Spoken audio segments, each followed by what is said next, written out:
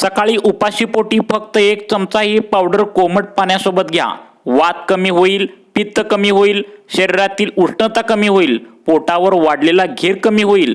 एका महिन्यात 5 ते 6 किलो वजन कमी होण्याची गॅरंटी ही पावडर तुम्हाला आता देते. शरीरावरती सूज आली असेल, शरीरावरती वात चढलेला असेल तर ते देखील तुम्हाला या ठिकाणी कमी होणार आहे.